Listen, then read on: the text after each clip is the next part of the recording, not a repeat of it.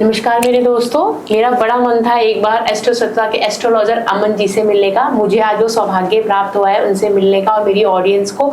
तो अब उन्होंने अपना इतना कीमती वक्त हमारे लिए निकाला, सबसे पहले तो उसके लिए बहुत बहुत धन्यवाद अमन जी का। नमस्कार जी। नमस्कार। हाँ जी, तो आज हम सीधी बात करेंगे अमन जी से अपनी रोज़मर्रा की ज़िंदगी के बारे में, अपने बिजनेस के बारे में, अपनी नौकरी के बारे में, अपनी पूरी लाइफ के बारे में कि कैसे एक एस्ट्रोलॉजी, कैसे ये चीज़ें हमें अफेक्ट करती है, हमारी लाइफ को अफेक्ट करती है, हमारी पूरी ज़िंदगी को अफेक्ट करती है।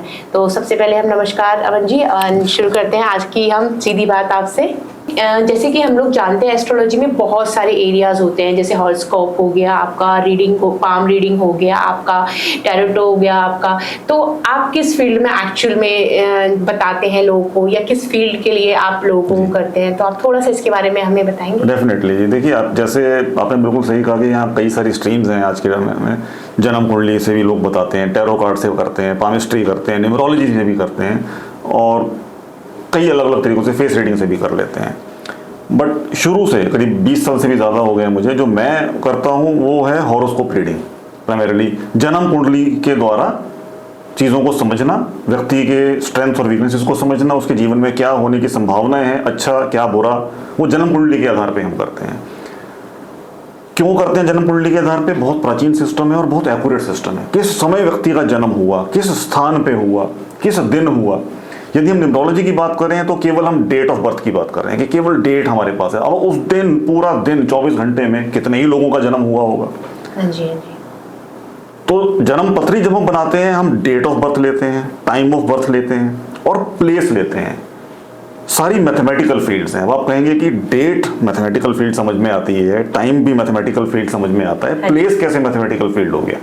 तो जिस जगह व्यक्ति का जन्म हुआ वहां के ज्योग्राफिकल लॉन्गिट्यूड और लैटिट्यूड, वो जब हम लेते हैं वो तो मैथमेटिकल फील्ड्स हैं। उनकी कैलकुलेशन से कि उस स्पेसिफिक प्लेस पे सूर्य कितने समय कितने बजे उदित हुआ था और क्या वहां पर उस लोकेशन पर क्या ग्रहों का चाल थी, क्या उसका एंगल था। क्योंकि यदि आप एग्जांपल लेके चलिए कि अगर एक कमरे में एक बल्ब यहाँ लगा हुआ है और हम यहाँ से देखेंगे, या बल्ब की जो लाइट यहाँ पड़ेगी वो अलग एंगल से पड़ेगी और इस जगह पे उससे थोड़ी दूर अलग एंगल से पड़ेगी। तो वही चीज़ है कि ग्रहों का प्रभाव पृथ्वी के हर कोने पर अलग अलग पड़ रहा है। किस स्थान पर व्यक्ति का जन्म हुआ उसका बहुत महत्वपूर्ण योग होता है जन्म कुंडली बनाने में। और उस लोकेशन के geographical longitude, latitude, time of birth, place of birth से जब जन्म कुंडली बनती है तो उसके बेसिस पे जो हम एनालिसिस निकालते हैं व्यक्ति के जीवन के बारे में, वो बहुत एक्यूरेट होता है। सो दैट इज वाई हम जो करते हैं वो केवल जन्म कुंडली का एनालिसिस करते हैं और वही आगे लोगों को सिखाने की भी हमारी कोशिश होती है। अच्छा, एक चीज़ और पूछनी थी मुझे अमन जी कि मतलब ये सब अलग अलग होता है या ये सब सेम ही है? जैसे हम पाम देख रहे हैं, पाम स्ट्रीपर देख रहे हैं, टैरोट, तो मतलब सब में चीज़ें अलग अलग बताई जाती है, अलग अलग चीज़ों से चीज़ों का पता चलता है, ये कैसे होते हैं ये सारी चीज़ें? मतलब देखिए हर सिस्टम अपने आप में अलग सिस्टम है। पाम रीडिंग जब कर रहे हैं तो वो जिसने पामिस्ट्री सीखी है उनका अपना सिस्टम है, उसके हिसाब से किसी चीज़ों का निष्कर्ष निकाला जाता है कि उसकी क्या सिग्निफिकेशन है, क्या उसका महत्व है। एस्ट्रोलॉजी अपने हिसाब से करता है। बट यदि सारे सिस्टम अलग अलग बातें ही बताएंगे तो कोई यूजफुल रही ही नहीं उसकी, फिर तो सब चीज़ें अलग ही जवाब दे रही हैं तो व्यक्ति कंफ्यूज हो जाएगा। क्योंकि आज के टाइम में अमन जी ये है, लोग कंफ्यूज हैं। आज के टाइम में अगर मैं बात करूँ तो हम इतने सारे एस्ट्रोलॉजर्स को भी देख रहे हैं, इतने सारे पाम स्ट्रीट सबको देख रहे हैं जो ये सारी चीज़ें बता रहे हैं। इसमें लोग बहुत कंफ्यूज हैं कि उन्हें कहाँ जाना है, किसके पास जाना है, ये सही भी है कि नहीं है ना। तो इन सब चीज़ों में जो ये कंफ्यूजन है, कैसे कोई जो एक नॉर्मल इंसान है, जो एक जनरल इंसान है, वो कैसे इन सब के अंदर अपना वो निकाल पाए कि मेरे लिए ये सही है या ये सही होगा? क्या हम सिर्फ उनके भरोसे भी बैठ के चीज़ें नहीं कर सकते ना? एक चीज़ों का पता होना और फिर अपने वो करना, वो भी बहुत ज़्यादा मैटर करता है। तो इसके बारे में आप क्या कहना चाहते हैं? अगर तो किसी के पास केवल डेट ऑफ बर्थ ही अवेलेबल है, हाँ जी, तब जन्म कुंडली तो बनाना मुश्किल होगा। अच्छा। उस केस में न्यूमरोलॉजी का सहारा ले सकते हैं। और जन्म कुंडली ना बनने की अवस्था में क्या होता है कि प्रश्न कुंडली बनाकर भी जवाब दिया जाता है। तो एस्ट्रोलॉजी तो हर तरह से जवाब देने में सक्षम है, लेकिन यदि एस्ट्रोलॉजी कोई अच्छे से कर पा रहा है, एस्ट्रोलॉजर किस लेवल का है वो कर लेगा। यदि कोई व्यक्ति एक ऐसे एस्ट्रोलॉजर तक अप्रोच नहीं कर पा रहा, तब न्यूमरोलॉजिस्ट का सहारा लेकर डेट ऑफ बर्थ से भी आप आइडेंटिफाई कर सकते हैं। यदि डेट ऑफ बर्थ भी नहीं पता तो प्रश्न कुंडली तो तब भी अवेलेबल हो जाएगी एस्ट्रोलॉजर के पास, लेकिन आप फिर एक पामिस्ट के पास जाके अपना हाथ दिखा के पता कर सकते हैं। तो ऑप्शंस तो बहुत हैं, डिपेंड करता है कि आपकी क्या स्थिति है और आपको क्या करने की जरूरत है।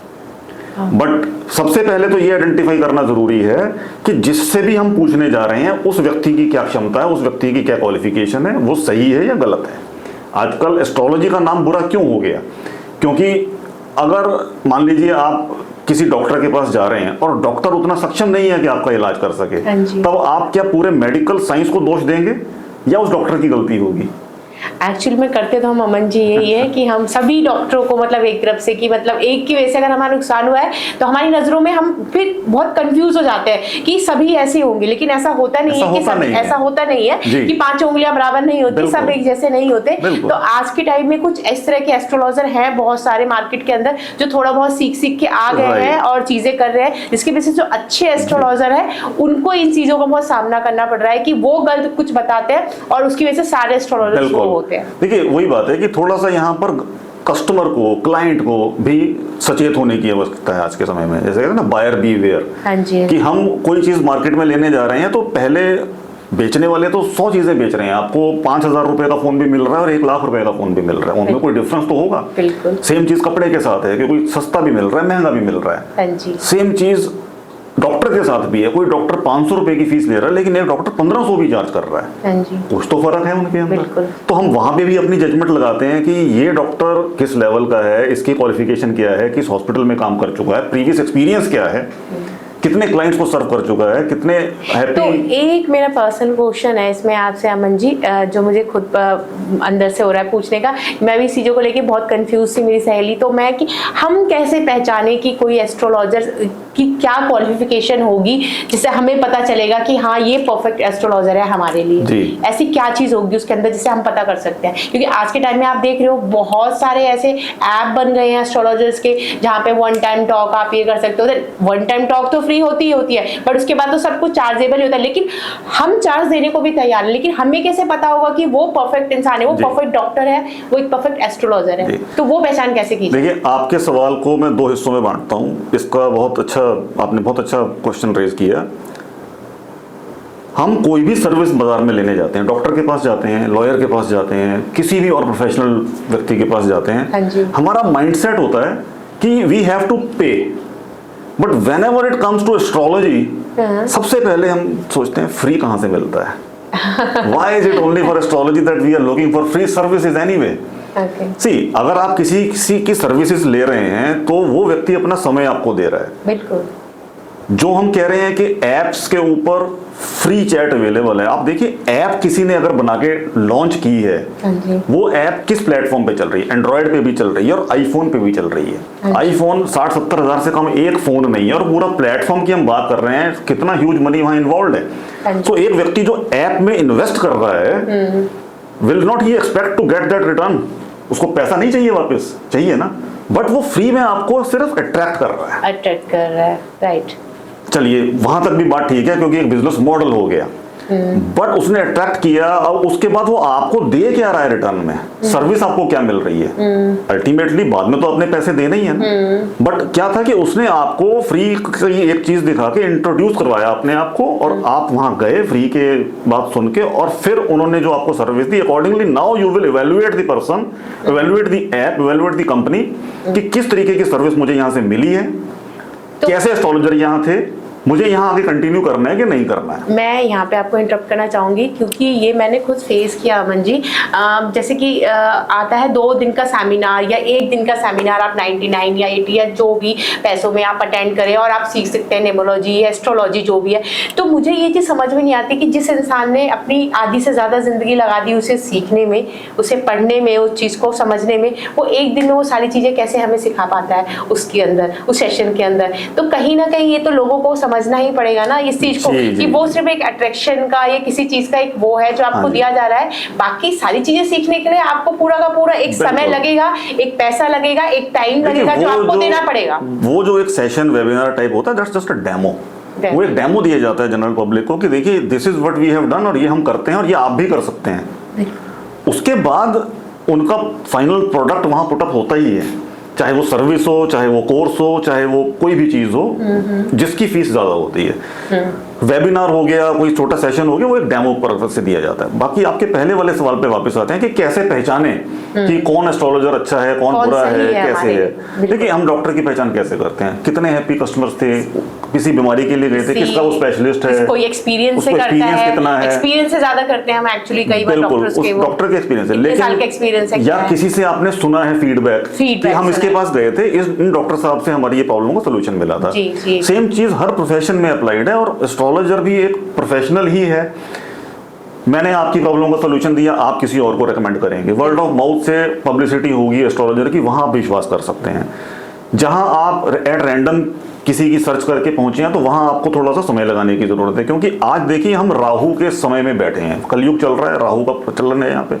राहु बेसिकली बहुत बोलबाला है कि हर तरीके की चीज दिखावे पे चल रही है। सोशल मीडिया का यदि हम एग्जांपल ले लें, ये क्या है? ये कंप्लीट एक दिखावा ही है जी। लोगों के जीवन में दुख चल रहा होगा, अंदर से खुश नहीं होंगे, बट एनिवर्सरी विशेस और बर्थडे विशेस सोशल मीडिया पे चल रही होंगी। Right, I agree with you. So दिखाया जा रहा है कि हम खुश हैं।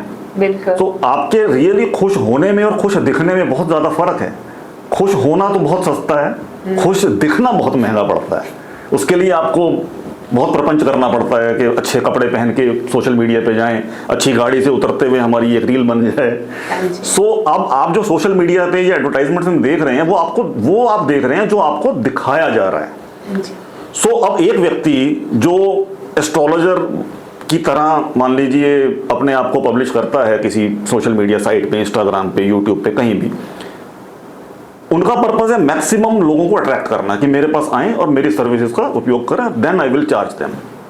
अब उनका पूरा समय जो कोशिश रहेगी वो ये रहेगी कि हम किसी तरह से अपने आप को एलिवेट करके दिखाएं कि हमारी ये सर्विसेज हैं, हम देखो हमारे इतने फॉलोअर्स हैं, हमारी इतने रील व्यूज हैं, वट एवर इज दी। तो ये सब राहु का प्रचलन है, राहु करवा रहा है ये। अच्छा। जो व्यक्ति रियल में अपना काम कर रहा होगा ना, उसके पास इन सब कामों के लिए समय नहीं होगा। लेकिन अब होता इसका उल्टा है, व्यक्ति जाता है, उस एस्ट्रोलॉजर के बारे में पता चला, सोशल मीडिया पे गए, इतने ही फॉलोअर हैं, दूसरे के इतने फॉलोअर थे, राइट, इसने इतनी पोस्ट डाली है, इतने लोगों ने देख लिया, इसके में तो 100-200 से ज्यादा व्यू नहीं है, राइट। अब यहाँ जजमेंट लगाने की जरूरत है। ये सब बात आपको खुद समझनी है, कस्टमर को, क्लाइंट को, व्यक्ति को, कि जिसके इतने फॉलोअर्स हम देख रहे हैं, क्या वो ऑर्गेनिक आए हैं या पेड आए हैं, you will never find it out. आपको कभी वो पता नहीं चलेगा। व्यक्ति ने पोस्ट डाली, उसके व्यूज लिमिटेड हैं और एक के आपको 18-20 हजार व्यूज दिख रहे हैं, क्या उसने रील को बूस्ट किया था या उसने नहीं किया था? जो व्यक्ति जेन्युइनली स्टडी कर रहा है और किसी और अपने कोर एरिया में, कोर वर्क में बिजी है, जरूरी नहीं है कि वो सोशल मीडिया पे उतना एलिवेटेड आपको नजर आए, राइट।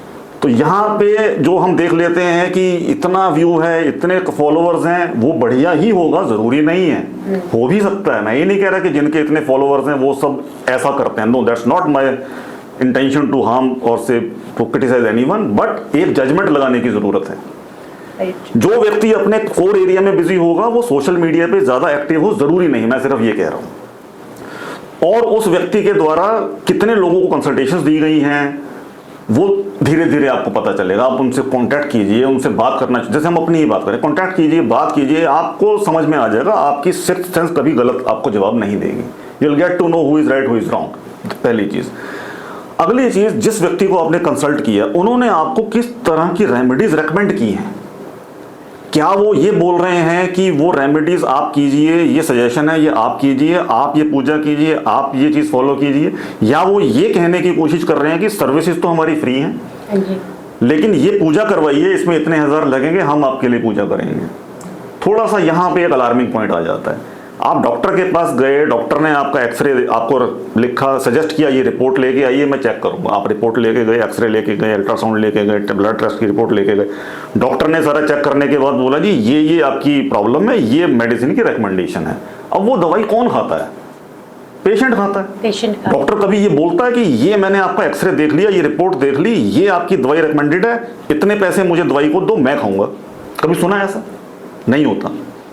सो अगर कोई एस्ट्रोलॉजर क्लाइंट को ये बोलता है कि ये आपकी प्रॉब्लम है, इतने रुपए की पूजा होगी, हम आपके बिहाफ पे ये पूजा करेंगे, इतने ब्राह्मणों को भोजन कराएंगे, थोड़ा सचेत होने की जरूरत यहीं से होगी। तो आइडेंटिफाई कैसे होगा अच्छा बुरा एस्ट्रोलॉजर? इन बातों को इवेलुएट करके होगा। हमारे जो ग्रंथ हैं, जो हमारे सारे पुराण हैं, इन सब के अंदर प्रावधान है कि किसी के निमित्त की पूजा की जा सकती है, पंडित लोग इस चीज को थोड़ा सा बुरा मान सकते हैं कि ये तो हमारी रोजी रोटी खाने की बात है, वो बात नहीं है। आप सही गाइडेंस दीजिए ना, जहां जरूरी, व्यक्ति को खुद भी तो इन्वॉल्व कीजिए। व्यक्ति अपने घर में बेडरूम में बैठा आपको वीडियो कॉल पे देख रहा है और आप उसके लिए पूजा कर रहे हैं, that thing is never going to help. आप व्यक्ति के साथ आपके आके बैठ गया, पूजा करवा रहे हो, आप करवा रहे हो उनके लिए, लेकिन व्यक्ति खुद उसमें इन्वॉल्व है, बात समझ में आती है। या वो व्यक्ति खुद पूजा करे, लेकिन इस चीज का कोई मतलब नहीं हुआ कि हमें पैसे दे दो हम आपके लिए पूजा करवा देंगे और व्यक्ति खाली वो पैसे दे के शांत होकर बैठ गया, जी हो जाएगा मेरा काम। ऐसे नहीं होता है। तो जो आपका सवाल था कि कैसे आइडेंटिफाई करें कौन अच्छा है एस्ट्रोलॉजर, कौन बुरा है, ये सब बातें धीरे धीरे जब व्यक्ति ऑब्जर्व करना शुरू करते हैं तब आइडेंटिफिकेशन हो जाती है। लेकिन करेंगे कब? जब उनको इसके बारे में थोड़ी सी अवेयरनेस होगी। तो हमारी कोशिश है इन बातों के बारे में अवेयरनेस करवाना, लोगों को बताना सही गलत क्या है, तो आइडेंटिफाई कर सकते हैं आप इजीली कौन अच्छा एस्ट्रोलॉजर है और कौन बुरा। ओके, ठीक है। अच्छा, तो अमन जी, मेरा एक क्वेश्चन जन्म कुंडली से रिलेटेड है इसके अंदर कि किसी भी चीज़ का पता होने के लिए जन्म कुंडली का होना बहुत ज़रूरी है, ये सभी कहते हैं, जैसे कि आप लोग जी, यदि एस्ट्रोलॉजी का सहारा लेना है तो जन्म पत्री से ही देखेंगे। लेकिन अगर जिसके पास उनकी जन्म कुंडली ना हो तो उस सिचुएशन में हम क्या कर सकते हैं? क्या उस सिचुएशन में क्या क्या चीजों की जरूरत पड़ती है हमें जन्म कुंडली बनाने के लिए? और ये क्या आप बना के भी देते हैं जन्म कुंडली भी साथ में आप अपने उनको? तो इसके बारे में थोड़ा सा बताइए। देखिए, जन्म पत्री बनाने के लिए जैसे थोड़ी देर पहले हमने बात की कि हमें 3 चीजों की जरूरत होती है: date of birth, time of birth, place of birth. Place of birth से वहाँ के ज्योग्राफिकल लॉन्गिट्यूड लैटिट्यूड, जो कि मैथमेटिकल फील्ड्स हैं, और उनके बेसिस पे हमारा चार्ट तैयार हो जाता है। जब व्यक्ति का जन्म हुआ, घर वाले कई बार बनवा लेते हैं, पंडित जी से पत्री बना के रखी होती है, तो वो हमारी सहायता कर देती हैं, उसके थ्रू देख लेते हैं। यदि नहीं भी है तो ये 3 चीज़ें अवेलेबल हों तो कोई भी व्यक्ति, आज आप देखिए किसी भी वेबसाइट पे जाइए, बना सकते हैं। हम भी बना देते हैं, उसी सॉफ्टवेयर से सब बनाते हैं। अब मैनुअली भी बन जाती है, हर तरीके से बनती है। हम तो वो सिखाते भी हैं, लोगों को पढ़ाते भी हैं। बट अल्टीमेटली हमारे पास जन्म कुंडली होनी चाहिए, चाहे हमारे पास पंडित जी के हाथ से बनी हुई हो, चाहे किसी सॉफ्टवेयर से बनी हुई हो, पत्री हमारे पास होनी चाहिए। पत्री बनाने के लिए हमें 3 चीज़ें चाहिए: date of birth, time of birth, place of birth. यदि ये नहीं है तो जन्म पत्री तो नहीं बनेगी। अच्छा, उस केस में या तो प्रश्न कुंडली के थ्रू आंसर दिया जाएगा। पर अमन जी, अब तो जैसे कि अब ज्यादा चलन हो गया है इन सब चीजों का, एस्ट्रोलॉजी या ज्योतिषी विद्या जो भी है, इन सब चीजों से पता है। पहले के टाइम में ऐसा होता था कि बच्चे घरों में पैदा हो रहे हैं या गाँव में पैदा हो रहे हैं या कुछ हो रहे हैं, तो पहले के जो पेरेंट्स होते थे उन्हें इतनी नॉलेज होती नहीं थी, टाइम का उन्हें पता नहीं होता था। मतलब अगर मैं बात करूँ 80 के सन की बात करूँ, चाहे उससे पहले की, तो तब के लोग इतना नहीं रखते थे इस सब चीजों की नॉलेज की, उन्हें टाइम का पता हो या किसी चीज का। वो ऐसे अंदाजा लगाते थे कि बारिश हो रही थी तब तू पैदा हुई थी, या कुछ जन्माष्टमी था तब तू पैदा हुआ था। तो इस सिचुएशन में ऐसे लोगों को क्या, मतलब आप सजेस्ट करेंगे ऐसे लोग क्या करें फिर? जी जी जी, उस केस में देखिए, अगर तो टाइम अवेलेबल है, अगर पत्री तब नहीं भी बनी थी और ये चीजें अवेलेबल हैं, डेट ऑफ बर्थ तो देखिए सबको पता ही होती है, मेरा बर्थडे कब था, महीना, साल, बट टाइम का सबसे ज्यादा चैलेंज आता है कि किस समय हुआ था। वो यदि नहीं है तो एग्जैक्ट जन्म कुंडली तो नहीं बनती। फिर उनके सवालों का जवाब या तो प्रश्न कुंडली से दिया जाता है। प्रश्न कुंडली मतलब वो कैसे? प्रश्न कुंडली एक अलग टेक्निक है एस्ट्रोलॉजी की ही, जिसमें बेसिकली आपने कब क्वेश्चन हमें किया, उस समय कौन सी ऐसी डिवाइन फोर्सेस थी, जिनमें ऐसी डिवाइन पावर थी जिसने आपको सवाल पूछने के लिए इतना प्रेरित किया कि आप हमसे आके वो सवाल पूछें। तो वो एक मेथड हो जाता है कि उस समय का हम चार्ट बना के देखें और उसके अकॉर्डिंग आपको उनका आंसर दें। या प्रश्न कुंडली बनाने के और भी कई तरीके हैं। तो वो कितने % तक ठीक होती है? वो बिल्कुल परफेक्ट सही होती है। अच्छा। आपके उस स्पेसिफिक क्वेरी का आंसर उससे हमें मिल जाता है। मतलब एक स्पेसिफिक एरिया, मतलब एक स्पेसिफिक चीज का मुझे आंसर मिलेगा उससे। हाँ, मतलब सारा नहीं। ऐसा है कि व्यक्ति जब अपनी जिंदगी जी रहा है, आप अपने लाइफ में कहीं बिजी हैं, हम अपने लाइफ में कहीं कोई स्पेसिफिक भूमिका अदा कर रहे हैं, as a parent, as a child, as a husband और wife, as a service person, as a business person, तो हमारे जीवन में बहुत सारी उथल पुथल चल रही होती है। कोई एरिया हमारा सेटल डाउन चल रहा होता है, बिल्कुल स्मूथ चल रहा होता है, कहीं हमें समस्याएं आ रही होती हैं, तो हमारे दिमाग में कोई ना कोई सवाल जरूर होता है। और वो क्यों होता है? अगर हम जन्म पत्री भी देखेंगे तो यही चीजें आइडेंटिफाई करेंगे कि इसके व्यक्ति के जीवन में कौन से एरिया में चैलेंजेस है, कौन सा एरिया इसका अच्छा है, क्या दशा चल रही है और अब क्या होने वाला है, क्या होने की संभावना है। वो ही चीजें आपके प्रश्न कुंडली के अंदर भी इंडिकेट हो जाती हैं। क्योंकि जब हम जन्म कुंडली भी बना के एनालाइज करते हैं तो जन्म के समय ग्रहों की स्थिति का आज के समय की ग्रहों की स्थिति के साथ निरीक्षण किया जाता है।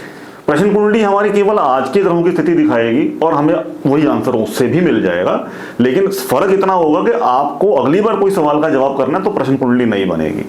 फिर वो आपके उस सवाल का जवाब देगी। तो ये डिवाइन साइंस है, डिवाइन पावर आपको प्रेरित करती है सवाल पूछने के लिए, उससे आपका आंसर निकाल लेते हैं। तो एक चीज मुझे थोड़ा सा इसमें बताइए अमन जी, जैसे कि ये तो हो गया कि जब पर्सनल कुंडली जब बनती है तब ऐसा हम होता है कि वो उस टाइम दोबारा से वो होती है ना। बट जैसे हमारी कुंडली भी है, तो वो जो एक बार कुंडली बन जाती है वही लाइफ टाइम के लिए हमारे वो होती है, बिल्कुल। जो जन्म कुंडली होती है वो जन्म के समय ग्रहों की क्या स्थिति थी उसको दर्शाती है, और वो थ्रू आउट लाइफ हमें उससे हमारे जन्म के सारे जितने इवेंट्स हैं उनके आंसर्स मिलते हैं।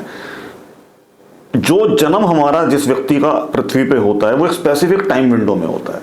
ये हमारे पूर्व कर्मों के आधार पे आधारित है कि हमारे जैसे कर्म होंगे, हमें एक स्पेसिफिक टाइम विंडो अलॉट की जाएगी कि इस व्यक्ति के कर्मों के अनुसार इसको इस टाइम विंडो में पृथ्वी पे भेजना है। उस समय जो ग्रहों की स्थिति होगी वो नोट कर ली जाएगी और वो हमारी जन्म पत्री कहलाएगी। इसको आप ऐसे समझिए कि आपने दिल्ली से बॉम्बे जाने की एयरलाइन की टिकट बुक की। अब आप एयरपोर्ट जाएंगे तो क्या किसी भी हवाई जहाज में बैठ जाएंगे? दिल्ली से बॉम्बे जाने वाले में बैठेंगे। दिल्ली से बॉम्बे जाने के भी मान लीजिए 3 अलग अलग टाइम की फ्लाइट्स हैं, तो किसी में भी बैठ जाएंगे।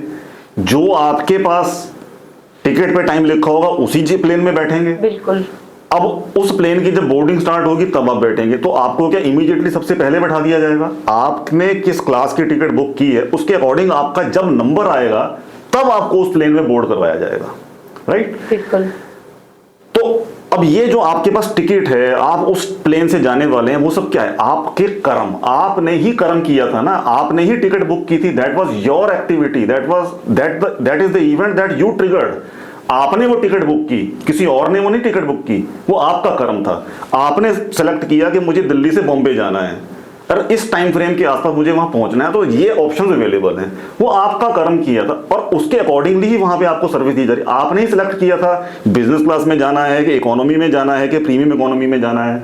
अकॉर्डिंगली आपका वहां पे नंबर लिस्ट हुआ कि जी अब बोर्डिंग हम स्टार्ट कर रहे हैं, बिजनेस क्लास वाले आ जाओ, अब प्रीमियम इकोनॉमी वाले आ जाओ, अब इकोनॉमी। तो आपको एक टाइम विंडो अलॉट हुई, उसी में आपकी बोर्डिंग हुई। इसी तरह से हम आज जो कर्म कर रहे हैं इससे हमारे अगले सारे जो रिजल्ट्स होंगे वो आइडेंटिफाइड होंगे। जो हमने पीछे कर्म किए थे उन्हीं के बेसिस पे ये डिसाइड किया गया कि इस व्यक्ति को किस समय धरती पे भेजना है। वो समय अलॉट हुआ और हमने जब जन्म लिया वो टाइम के अकॉर्डिंगली जो उस समय ग्रहों की स्थिति नोट की गई वो हमारी जन्म कुंडली हुई, और वो थ्रू आउट द लाइफ हमें आंसर देगी हमारे इवेंट्स के बारे में। नहीं, ये मैं समझ गई अमन जी आपकी बात। मैं जानना चाह रही हूँ इसके अंदर कि जैसे एक ही कुंडली हमारी जिंदगी भर चलती है जो एक बार हमारी बन गई, लेकिन हम उसी कुंडली को, क्योंकि ग्रह नक्षत्र तो बदलते रहते हैं समय समय पर, हर 6 महीने 3 महीने 2 महीने पे, तो उसी कुंडली से वो कैसे मतलब पता चलता है? वो मेरी बड़ी जिज्ञासा रही है सिर्फ उसे जानने की। मैंने थोड़ी देर पहले ब्रीफली टच बेस किया था, मैं आपको दोबारा एक्सप्लेन करता हूँ।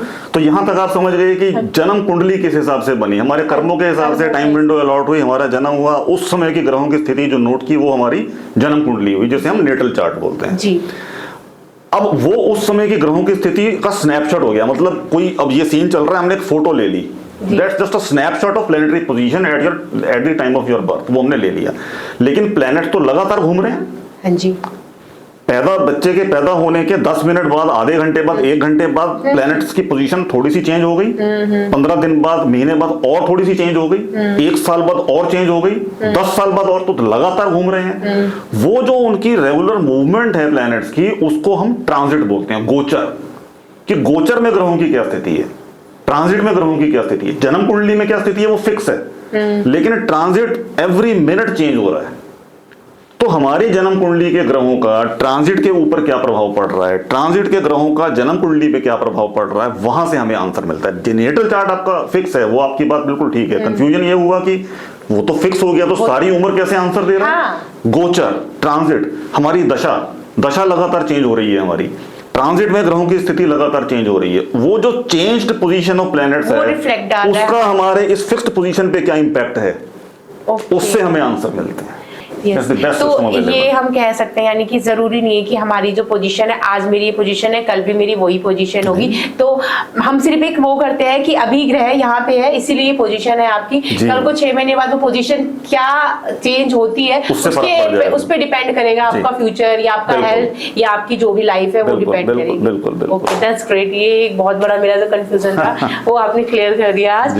एंड मेरा एक क्वेश्चन है, हाँ एक और क्वेश्चन है जो मेरे मन में बहुत ज्यादा आता है और लोगों के मन में भी है। मेरे पास ये बहुत सारे ये क्वेश्चंस आए थे कि आप प्लीज कभी मिले तो ये जरूर क्वेश्चंस कीजिएगा कि जो रेमेडीज होती हैं जो आप बताते हैं बेसिकली, है ना, ये कितना वर्क करती है हमारे उस जो हमारे जो ग्रह नक्षत्र या कोई चीज जो हमारी लाइफ में खराब चल रही है तो उसके ऊपर कितना वर्क करते हैं ये सारी चीजें? देखिए, रेमेडीज का आपने क्वेश्चन रेज किया, it's a very good question.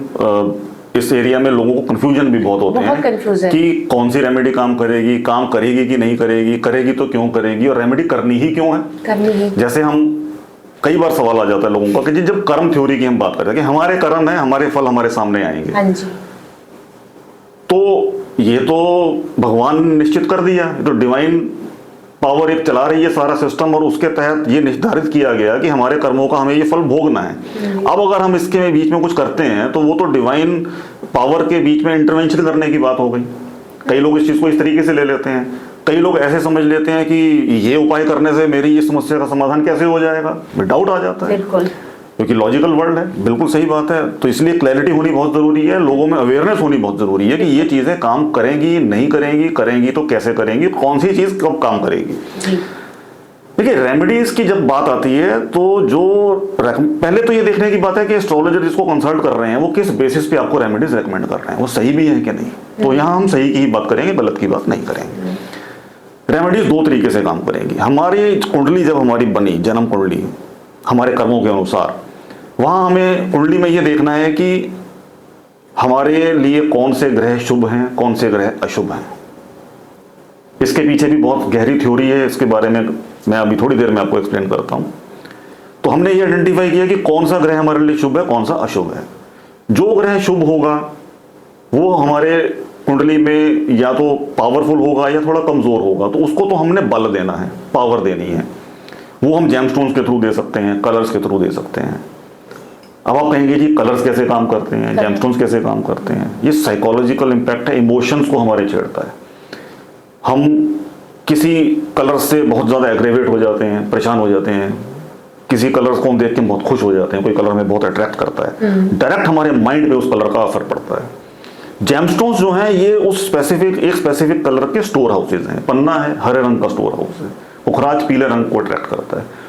वो नग जब आप पहनते हैं तो जो सूर्य की किरणें उस पत्थर में से, उस नग में से पास होके, एक स्पेसिफिक हर स्टोन का एक रिफ्रैक्टिव इंडेक्स है, ये साइंटिफिक है। उसका एंगल चेंज होता है लाइट का, एक कलर के थ्रू जाती है, आपके ब्लड स्ट्रीम में मिलती है, आपके इमोशंस को इंपैक्ट करती है और अकॉर्डिंगली आपके एक्शंस में वो चीजें निकल के आती हैं, और आप जो काम नहीं कर रहे थे, जो आपकी वीकनेस थी, वो आपकी इंप्रूव होती है और आप उस एरिया में काम करते हैं। ये कहना सही होगा कि अगर हम गलत कोई स्टोन पहनते हैं या गलत ऐसा कुछ कलर पहनते हैं या कुछ करते हैं तो उसका हम पे बहुत हार्मफुल इफेक्ट भी हो सकता है। बिल्कुल हो सकता है, क्योंकि मैंने कई लोगों को सुना है कि मैंने नीलम पहना था और मुझे सूट नहीं किया, या मैंने पन्ना पहना था वो मुझे बिल्कुल भी वो नहीं हुआ, इससे मेरी हेल्थ बहुत ज्यादा खराब रहने लग गई पहनने के बाद, या मेरा बिजनेस पूरा का पूरा ठप बैठ गया। लेकिन उनका बिजनेस तो बहुत अच्छा चला, उन्होंने नीलम पहना था क्योंकि तो मैंने तो उन्हें देख के पहना। शनि शुभ फलदायी होगा, ये एक मिसकंसेप्शन है कि शनि सबके लिए खराब है, बृहस्पति सबके लिए अच्छा है। ऐसा नहीं है।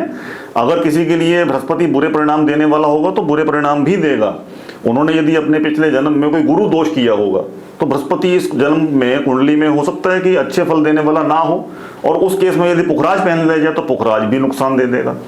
किसी व्यक्ति ने पिछले जन्म में इतने अच्छे कर्म किए कि अपने सेवकों को, नौकरों को बहुत खुश रखता था, शनि बहुत प्रसन्न है उस व्यक्ति पे, तो उनकी कुंडली में शनि खराब फल देने वाला प्लैनेट ना हो, शुभ फलदायी हो, तो उनके लिए नीलम यदि वो पहन के उसको और स्ट्रेंथन करते हैं शनि को, अच्छे फल देगा। दूसरा व्यक्ति जिसने अपने नौकरों के साथ कभी अच्छा व्यवहार ना किया हो और उनके लिए शनि खराब फलदायी हो, कर्म फलदाता शनि, और उनके लिए यदि उन्होंने नीलम पहन लिया तो फिर समस्याएं ही समस्याएं होगी। तो आपकी कुंडली में कौन सा ग्रह आपके लिए शुभ है, कौन सा शुभ नहीं है, पहले तो उसी का आइडेंटिफिकेशन बहुत इंपॉर्टेंट है। तब अगला स्टेप आता है कि अब वो जो फेवरेबल प्लैनेट है क्या वो पावरफुल है या वीक है। पावरफुल है तो ठीक है, वीक है तो उसको स्ट्रेंथन करने के लिए कलर्स यूज करने हैं, जेमस्टोन्स यूज करने हैं। तो यानी कि हमें कभी भी कोई भी स्टोन बिना किसी एस्ट्रोलॉजी या बिना किसी उनसे पूछे हुए नहीं पहनना चाहिए, ऐसे कि हमें बहुत हार्म पहुंचा सकते हैं। पहुंचाएंगे ही ऐसा जरूरी नहीं, बट पहुंचा सकते हैं। डिपेंड करता है आपकी कुंडली के ऊपर कि कैसी उनकी वहां पे स्थिति है। अगली रेमेडीज आती है चैरिटीज की, पूजा की। जब कोई ग्रह हमारी कुंडली में अशुभ फलदायी है, उसका हमने नग नहीं पहनना, उसके लिए पूजा करनी है या चैरिटीज करनी है। चैरिटीज मतलब किस टाइप की चैरिटी? दान पुण्य करने हैं। जैसे मान लीजिए किसी की कुंडली में शनि खराब हो, तो उनको फिर शनि के दान करने की आवश्यकता है। तो दान जैसे मंदिर या किसी मतलब जिनको मतलब जरूरत है, जरूरतमंद व्यक्ति को भी दे सकते, बिल्कुल मंदिर में भी दे सकते हैं, या जैसे शनि की यदि बात करें तो किसी भी वर्किंग क्लास व्यक्ति को, मेड को, स्वीपर को भी खाना खिलाना लाभप्रद रहता है। तो इस तरीके की चैरिटीज, उनके कलर्स को अवॉइड करना, ये सारी रेमेडीज का पार्ट हो जाती हैं। अब ये काम कैसे करती हैं? जैसे मैंने आपको जेमस्टोन्स का बताया कि जी वो आपके इमोशंस के ऊपर इंपैक्ट करेगा, कलर का आपके ऊपर इंपैक्ट आएगा। चैरिटीज में अब एक व्यक्ति जिसके लिए शनि आज खराब हुआ, उसका क्यों शनि खराब हुआ? क्योंकि वो अपने वर्किंग क्लास लोगों के प्रति उसका व्यवहार अच्छा कभी नहीं रहा, तो शनि आज खराब है। तो अब जब वो व्यक्ति लगातार उसको बोला जाएगा भाई आप चैरिटी करो, आप दान करो, आप अपने वर्किंग क्लास जो लोग हैं उनको खुश रखने की कोशिश करो, थोड़ा सा उसके सोच विचार में तब्दीली आएगी। आज नहीं तो कल, 6 महीने, साल, 2 साल पीछे उसका रवैया अपने नौकरों के, वर्कर्स के प्रति बदलेगा। सबऑर्डिनेट्स जो उसके ऑफिस में काम कर रहे हैं उनके प्रति उसका रवैया बदलेगा, जिसके चलते जो वर्कर है वो भी उनसे खुश होंगे। तो अल्टीमेटली रिजल्ट किसको मिलेगा? अगर वर्कर खुश होंगे उसको ही मिलेगा, तो रेमेडीज काम नहीं करेंगे। बिल्कुल रेमेडीज काम करेंगे। व्यक्ति के ओवरऑल चक्र है, थिंकिंग प्रोसेस को जब कर्मा है वो वहां से आपको करेंगे, रिफ्लेक्ट करेंगे। पूरे थिंकिंग प्रोसेस को जब चेंज करने की तरफ, तब्दीली करने की तरफ काम किया जाता है और उस तरीके की रेमेडीज बताई जाती हैं, वो काम करती हैं। तो वही मैंने बोला कि क्या रेमेडी रेकमेंड की जा रही है, कैसे की जा रही है, उसके पीछे लॉजिक क्या है, यदि वो हम समझ लेंगे then everyone will understand that yes remedies do work. So ये जो होती है जैसे बहुत बड़ी बड़ी पूजा वगैरह होती है, जैसे कहते हैं 10 दिन का ये जाप या 15 दिन का जाप, जो इस तरह की पूजाएं होती हैं, ये कितना वर्क करती हैं? मतलब अगला सवाल मेरा आपसे होगा, पूजा कर कौन रहा है? नहीं, सपोज दैट कि वो पर्सन भी है साथ में और पंडित करवा रहे हैं चाहे कुछ करवा रहे हैं, तो उनका कितना, जब व्यक्ति खुद इन्वॉल्व हो गया पूजा में, हाँ, तो यानी कि उसका माइंड अब वहां पे एकाग्रित है, तो उसके सोच विचार पे उसका फर्क पड़ेगा। सारा यहाँ पे जो गेम प्लान है वो व्यक्ति के सोच विचार से जुड़ा हुआ है। मैं सुबह उठ के काम पे जाता हूं या मैं सुबह जाग तो गया लेकिन सोया रहता हूं, इससे मेरा फ्यूचर जुड़ा हुआ है कि नहीं? मैं उठ के काम पे ही नहीं गया, कहां से मेरी प्रोग्रेस हो जाएगी? मैं काम पे जाऊंगा तो प्रोग्रेस होगी। अच्छा, एक चीज़ और मुझे अमन जी बहुत वो होती है कि कहते हैं कि सपोज अब जैसे मेरे हस्बैंड की अगर तबीयत खराब है, चाहे मेरे हस्बैंड का ग्रह अच्छी नहीं चल रही, तो उसके लिए अगर मैं कुछ करती हूँ एज ए वाइफ, तो वो भी उनको वो करेगा, वो कर सकते हैं पर वो कर नहीं रहे उस सिचुएशन में, क्या वो फल देगा? करने की हालत में नहीं है, इंटेंशन उनकी है, इंटेंशन यहाँ बहुत मैटर करेगी कि वो करना चाहते हैं, किसी कारण कर नहीं पा रहे, और उन्होंने आपको वो चीज डेडिकेट की है, एलोकेट की है या डेलीगेट की है कि आप कर दीजिए उनके बिहाफ पे, but internally his intentions are very clear कि हाँ this should be done, then that thing will work. And then intention भी ना हो और तो भी कि फिर मुश्किल है, फिर तो रिजल्ट है नहीं आएगा इतना ज्यादा। व्यक्ति का खुद का मानना, उसमें यकीन होना और इंटेंशनल उस चीज की रखना, वो बहुत इंपॉर्टेंट है। उनका ट्रस्ट होना बहुत जरूरी है, उनका विश्वास होना। मेरा क्वेश्चन था अमन जी कि जो हम राशियां सुनते हैं, जो डेली पर्पस पे जो राशियां आती हैं न्यूज़ चैनल्स पे या कई सारी जगहों पे राशियां बताते हैं जोशी हमें, चाहे जो भी चीज़ें होती हैं, तो उसमें 2 तरह से होती हैं। एक तो नंबर से होती हैं, जैसे 21, 22, 23 इस डेट के लोगों की ये होने वाला है या कुछ, या श, ह, म, ग, इस तरह की जो जिनके नाम के जो अक्षर है उससे राशियां वो होती हैं नाम से। तो बेसिकली होती किस चीज़ से, या कई बार तो अक्षर अलग होते हैं या वो चीजें अलग होती है, तो ये कैसे, और ये सही में इतना रियल होता है? सपोज मेरा नाम श से है, ऐसे 10 लोगों का नाम श से है, ठीक है, तो क्या वो 10 लोगों की सेम राशि होगी? 10 लोगों का तो सेम होने वाली चीजें, क्या मेरा बिजनेस भी इफेक्ट होने वाला है और उस 100 लोगों का भी इफेक्ट होने वाला है? तो ये कैसे हम क्लियर करें? जो फॉर दैट मैटर खाली अक्षर ही नहीं, अगर आप डेट के हिसाब से भी बात करें, अब उस दिन कितने लोगों का जन्म हुआ होगा, हाँ जी, तो क्या सबकी राशिफल एक जैसा होगा? इससे इसकी डिटेल में जाएं, पहले ये समझते हैं कि ये तीनों फर्क आए, तीनों फर्क आए कहां से। जो आप कह रहे हैं कि डेट ऑफ बर्थ के हिसाब से राशियां लिखी जा रही हैं या टीवी पे, जर्नल्स में, मैगजीन्स में आ रही हैं, वो बेसिकली सन साइन की हम बात कर रहे हैं। Sun sign western astrology system है कि इस डेट से इस डेट तक यदि आपका जन्म है तो ये आपकी राशि है। अब हम तो एक दिन की बात कर रहे थे, यहाँ तो इतने पूरे हफ्तों की पूरे बात आ हफ्ते गई। का हो गया, 1-2 हफ्ते तक जो इस डेट से इस डेट की बात है, उस बीच में यदि जन्म जिसका भी हुआ उसकी ये राशि है, that is sun sign. Western astrology system है वो, हम हिंदू एस्ट्रोलॉजी सिस्टम में इन चीजों को फॉलो नहीं करते। तो जहां भी आप देखें कि ये डेट ऑफ बर्थ के हिसाब से राशि दी गई है, दैट इज नॉट समथिंग वैदिक एस्ट्रोलॉजी इज फोकसिंग ऑन। उस पर हम फोकस नहीं कर रहे हैं, वो वेस्टर्न एस्ट्रोलॉजी सिस्टम है, that is not very accurate system. तो वो राशि वाला सिस्टम हमें फोकस ही नहीं करना है। उसकी लेकिन फिर इतनी महत्वता नहीं। ये क्या है मंजी, जैसे कि आता है कि स नाम वाले या अ नाम वाले, I'm coming on to that, उनका yes. ये यस, मैं उसी पे आ रहा हूँ, बिल्कुल। तो ये तो सन साइन का सिस्टम हो गया, तो सन साइन को हम फॉलो नहीं कर रहे हैं, क्योंकि फॉलो करने का कोई यूजफुलनेस नजर नहीं आ रहा है कि 2 हफ्ते के अंतराल में जिसका जन्म हुआ उसकी सेम राशि, और खाली 2 हफ्ते नहीं, हर साल वो डेट्स आ रही हैं। 2005 में मान लीजिए एक एक्स डेट से वाई डेट के बीच में किसी का जन्म हुआ, 2006 में भी उस डेट के बीच में कितने लोगों का जन्म हुआ, लाखों लोग हो गए, लेकिन राशिफल तो एक ही है। और उन सबके जीवन में क्या वो एग्जैक्टली चीजें हो रही हैं? नहीं हो रही हैं। तो सन साइन को हमने फोकस नहीं करना है, जहां डेट ऑफ बर्थ से इस तरीके से दी गई है, जस्ट सिंपली इग्नोर इट। अब अगली बात आती है जी, अक्षर के हिसाब से जो राशि है वो कैसे है यार हमारी? अगर वो राशि डेट ऑफ बर्थ वाली नहीं है तो हमारी राशि है क्या? अगला सवाल ये उठता है। देखिए, जन्म के समय जब आपकी जन्म पत्री बनी, उस समय चंद्रमा महाराज किस राशि में थे, वो आपकी राशि है। जन्म कुंडली में चंद्रमा किस राशि में थे? अब चंद्रमा एक राशि में 2.5 दिन तक रहते हैं। अच्छा। आज जो ग्रहों की स्थिति होगी तो वो चंद्रमा जिस राशि में होंगे 2.5 दिन तक उसी राशि में, तो फिर नैरो डाउन तो हुआ, लेकिन फिर भी बात वही हुई कि चंद्रमा 2.5 दिन तक एक राशि में थे, 2.5 दिन इतने लोगों का जन्म हुआ, उन सबकी कॉमन राशि होगी जी, बिल्कुल होगी। और फिर 1 महीने बाद चंद्रमा फिर उसी राशि में आएगा, क्योंकि चंद्रमा तो 1 महीने में अपना साइकिल पूरा कर लेगा। हाँ जी। फिर 30 दिन बाद वो सेम फिर 2.5 दिन के लिए उसी राशि में, तो फिर उतने लोगों का जन्म होगा।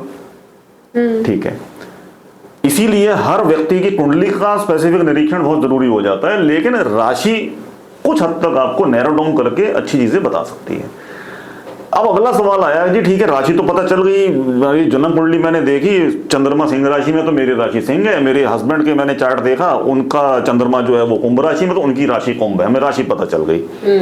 अब ये अक्षरों का क्या गेम है? हाँ जी।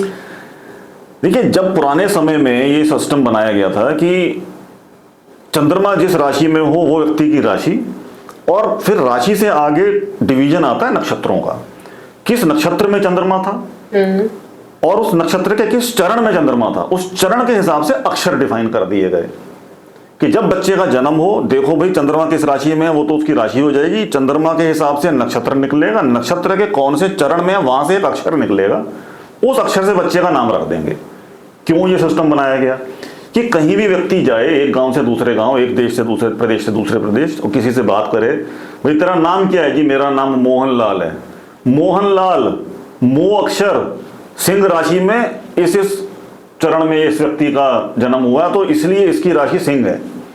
नाम का अक्षर पकड़ा, और क्योंकि नाम जन्म के समय जिस राशि में व्यक्ति का जन्म हुआ और किस नक्षत्र के चरण में था उससे रखा गया था, तो दूसरा व्यक्ति नाम से ही आइडेंटिफाई कर पाया कि इसकी राशि क्या है। किसी और व्यक्ति का अ से शुरू हुआ तो पता लग गया भाई इसकी राशि क्या है जी। वो तब पॉसिबल है कि जब कुंडली के हिसाब से नाम रखा जाए, तब आपको पता चलता है। अगर तो आप अब अगर आप राशिफल देख रहे हैं मो अक्षर वाले का कि जी मो वालों का जी ये राशिफल होगा, अब यदि तो आपका नाम कुंडली के अनुसार रखा गया है और ठीक है, तब तो वो रिजल्ट आपको मिलेगा।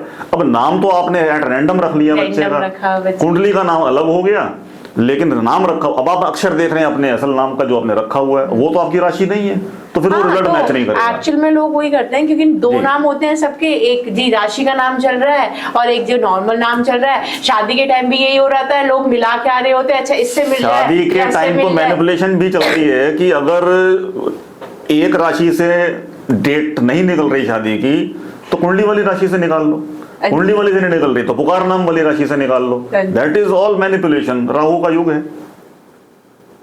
लेकिन अगर राशि की ही बात करें तो यदि जन्म कुंडली के अनुसार आपका नाम रखा गया है तब वो अक्षर वाली राशि देखना लाभप्रद है। वरना आप ये देखिए कि हमारी एक्चुअल में राशि है क्या, नाम कुछ भी हो रखा गया लेकिन कुंडली में मेरी राशि क्या है उसके अनुसार देख लीजिए, काफी वैलिडिटी आपको लगेगी उसके अंदर। ओके जी। तो आज हमने अमन जी से जाने बहुत सारी इन्फॉर्मेटिव बातें, बहुत सारी चीज़ें जो शायद आपको भी बहुत ज़्यादा फ़ायदा करेगी अपने आने वाले फ्यूचर में। तो ऐसी ही बहुत सारी इन्फॉर्मेटिव वीडियोस के लिए आप हमारे चैनल को सब्सक्राइब कर सकते हैं और लाइक कर सकते हैं। शुक्रिया।